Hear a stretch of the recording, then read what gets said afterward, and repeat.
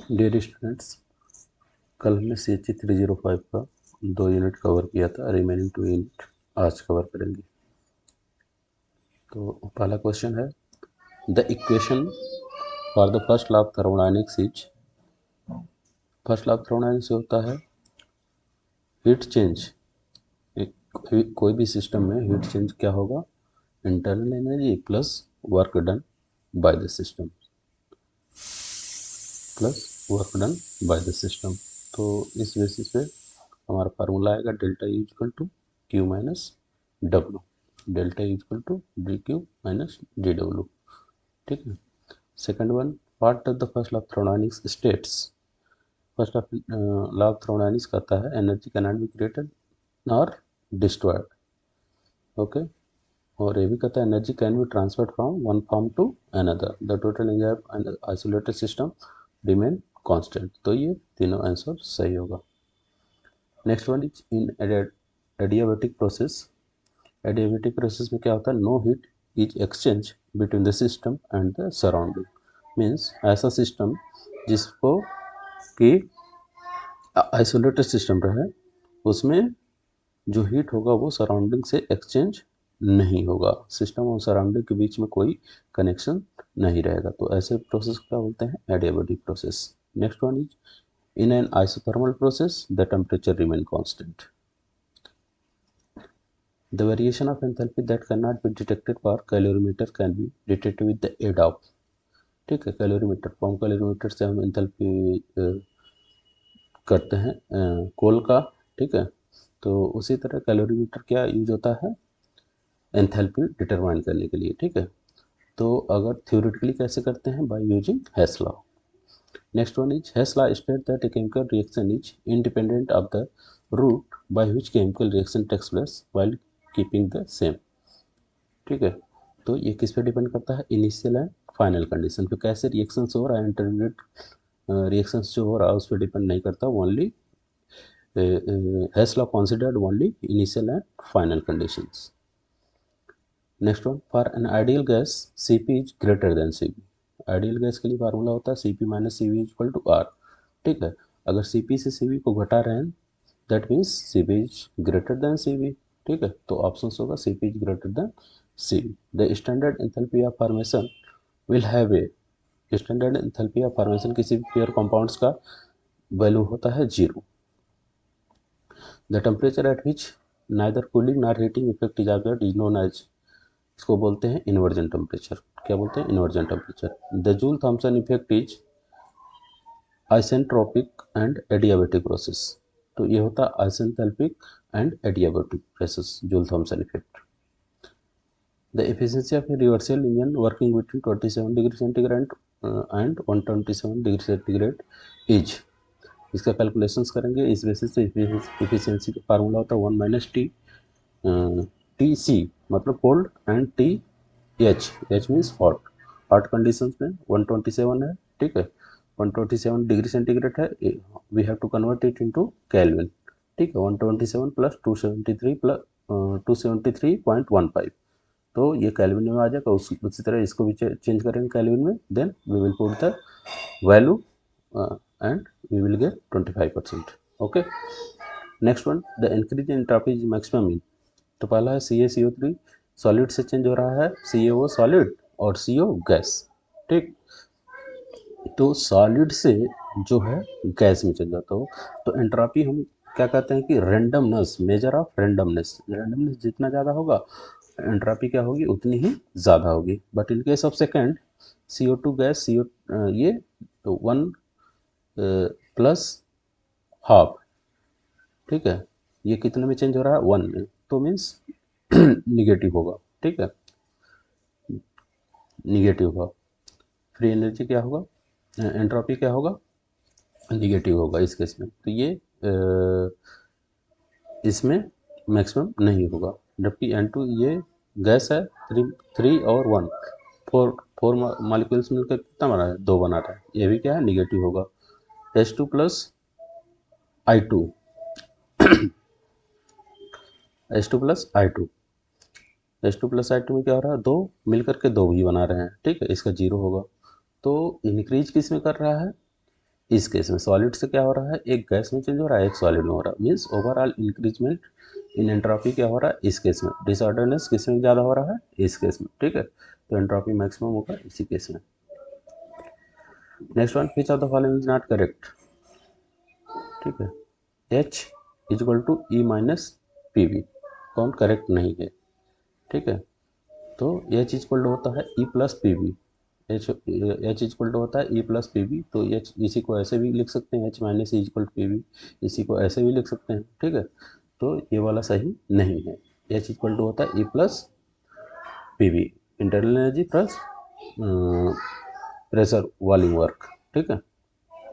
Next one is spontaneous reaction proceed with A decrease in free energy, decrease in free energy, but ये क्या करें, increase in entropy, entropy increase होगी, free energy decrease होगी। Entropy change of N ideal gas at isothermal process is, तो इसके लिए तीनों formula होगा valued, all of the above. What is the necessary condition for a reaction to be spontaneous at all temperature, delta G and delta H should be negative. Next question, which of the following factor affect the heat of a reaction based on Kirchhoff equations, Kirchhoff equation किसके साथ deal करता है, temperatures, which of the following factor affect the heat of a reaction based on Kirchhoff equations, तो temperature. Chemical dissociation is reversible and endothermic, chemical dissociation क्या होता है, reversible and किसी भी बॉन्ड को तोड़ने के लिए क्या होगा, एनर्जी लगानी पड़ेगी, तो क्या होगा एंडोथर्मिक, और ये क्या होता है रिवर्सिबल होता है, ठीक है। Next one, a Carnot engine operates between a hot reservoir at temperature T 350 Kelvin and a cold reservoir at temperature 200 Kelvin. The efficiency of the engine. The same question. तो efficiency ऐसे calculate करेंगे, ठीक है। It will be 0.43. Next question. In one complete cycle, an engine absorbs 1200 joule of heat from the hot reservoir. If the engine does 400 joule per cycle, the heat rejected to the cold reservoir. ठीक है। 1200 joule वो ले रहा है, लेकिन काम कितना कर रहा है 400 जूल का, तो 1200 minus 400 will be 800 joule. Next one, the change in entropy of the engine during one cycle is, change in entropy क्या होता है, जीरो होता है। For a Carnot engine total energy in entropy during one cycle is zero because it is a reversible process, ठीक है। क्या होता है reversible process, the heat absorb from the heat hot reservoir is balanced by the heat rejected to the cold reservoir, तो delta S engine क्या होता है zero होता है। Next question, if the door of refrigerator in a room is kept open the temperature of room will be increase, तो temperature of the room क्या होगा, increase होगा। Next, the bond energy depend upon size of the atom, electronegativity, bond length, all of the above. Next question, when a bond is broken, the bond energy is positive because heat is absorbed. Next one, which of the following is the correct equations? Correct equation होता है delta G equal to delta H minus T del S. Next, the Gibbs Helmholtz equation is represented by delta G equal to delta H plus T into delta G upon delta T into ये constant pressure पे होता है, ठीक है। ये P into P नहीं है, at constant pressure यहाँ होगा small p। Which of the following relation is correct, H equal to U plus P del V, दो ये H होता है heat change, enthalpy change is equal to internal energy plus pressure volume work, okay. The entropy of system is given by, ये second law of thermodynamics है, delta S equal to delta H by T. Next one, which of the following is correct, तो ये क्या है Helmholtz function, ठीक है। और G क्या है Gibbs function, U internal energy, H is enthalpy, T is absolute temperature, S is entropy. Then relations क्या होता है, A equal to U minus T S, G equal to H minus T S. Next one, Gibbs free energy is considered at which one of the following conditions, Gibbs free energy किस condition पे, isothermal होना चाहिए, isobaric होना चाहिए। The term H minus T into S is deriving the maximum work done for a steady flow system is known as Gibbs function. H minus T into S को बोलते हैं Gibbs function, ठीक है। For a simple compressible system, volume yes P and T are specific volume, specific entropy, pressure and temperature respectively as per Maxwell relation is equal to, ठीक है, इनके बीच क्या क्या रिलेशन है, तो del T upon del P ये है yes, ठीक है, at constant entropy. Which one of the following parameter is significant to ascertain chemical equilibrium of a system? Gibbs function. Which of the following process is not spontaneous? Reaction between hydrogen and oxygen to form water. ये spontaneous नहीं होता.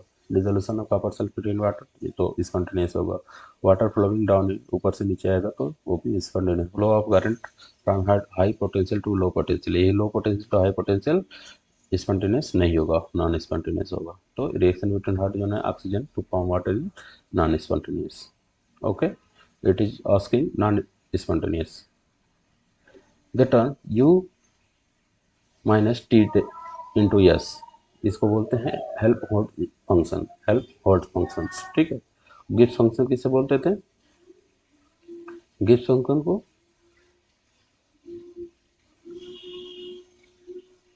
h minus T into S Gibbs function और u minus T into S Helmholtz function, ठीक है. Which of the following is not correct? Delta G positive for a spontaneous reaction. Delta G positive spontaneous reactions के लिए नहीं होता. Delta G क्या होना चाहिए? निगेटिव होना चाहिए, ठीक है. Delta G negative for a spontaneous reactions, delta G zero for a reversible reaction, reversal के लिए जीरो होना चाहिए. Delta G positive for a non spontaneous reactions. Gibbs phase rule define the relations between the degree of freedom of a system, the number of phase p and the number of component. What are the equations? ठीक है, तो इसके बीच में क्या relation हो? f plus p is equal to c plus 2. Next one, which of the following is expressed to have the largest bond dissociation energy? ठीक है, HF will have the largest bond dissociation energy because ये है सबसे strong bond होगा इसमें, ठीक है. Because on the basis of size it forms a strong bond in comparison to HCl, HBr and HI. Next one, during an isothermal expansion of ideal gas, which of the following is true for the gas? Enthalpy remain constant. Enthalpy remain constant. Next one, for a spontaneous process, the change in Gibbs function is equal to the useful work. Okay, I have gone through out this unit so fast because today I have uploaded this content and today is your exam. So all the best.